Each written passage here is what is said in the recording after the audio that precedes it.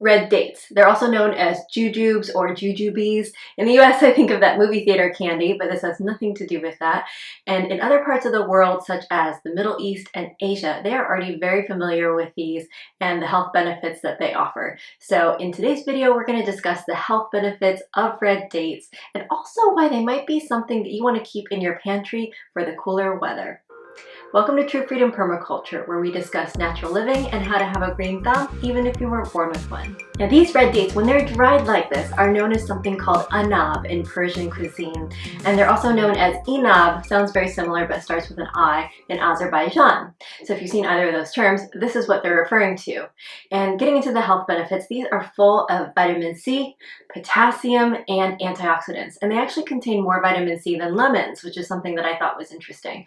And this is why I say it might not be appropriate for everyone, because according to traditional Chinese medicine, and I'm no TCM expert, so if you are, please let me know if this is incorrect, but they're supposed to possess a warming quality to them.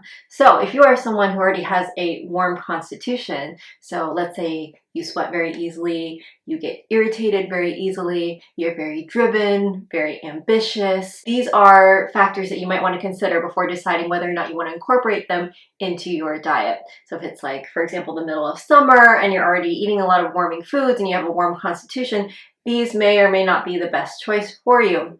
But that is why I say that they might come in handy during the cooler winter months. So for example, today, it is still winter, it is cool outside, and it's rainy, and it's also, I'm in a room that's not heated. So right now I am drinking some red date tea, which is perfect for right now. Red dates also support the immune system, and they can also inhibit the growth of certain cancer cells.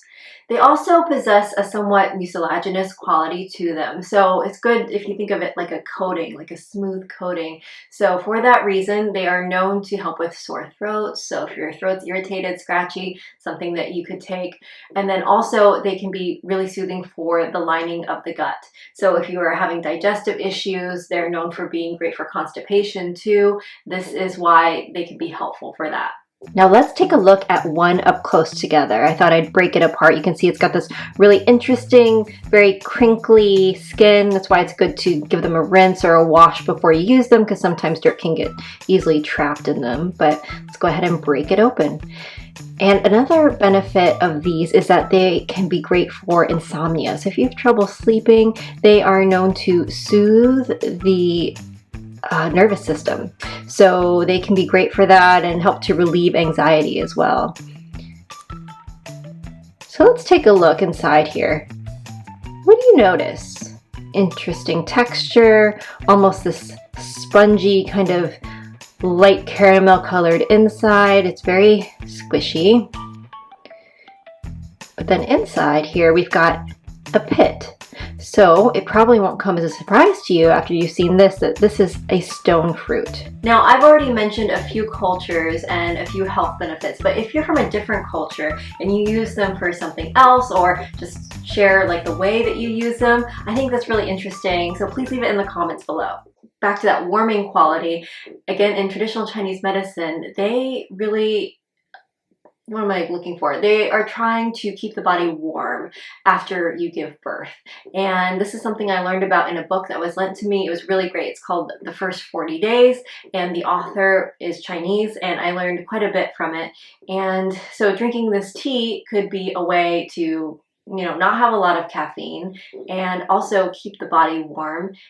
Again, you don't have to be postpartum, but just another use for it. And in that book, there was also another way to use red dates, which was in a soup. And this soup, admittedly, personally, it wasn't something where I was like, oh, I can't wait to make this. It didn't sound that appealing to me, sorry. But it was a chicken soup, and it had red dates and goji berries in it. And I was like, well, it's interesting, and they say it's really good for you, so I'm going to try it. And I was converted after I had it. It was really light, delicious. It had a really nice flavor to it.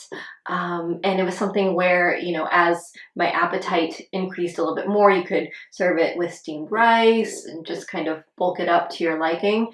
But it really was a great soup to have and a nice way to use red dates as well.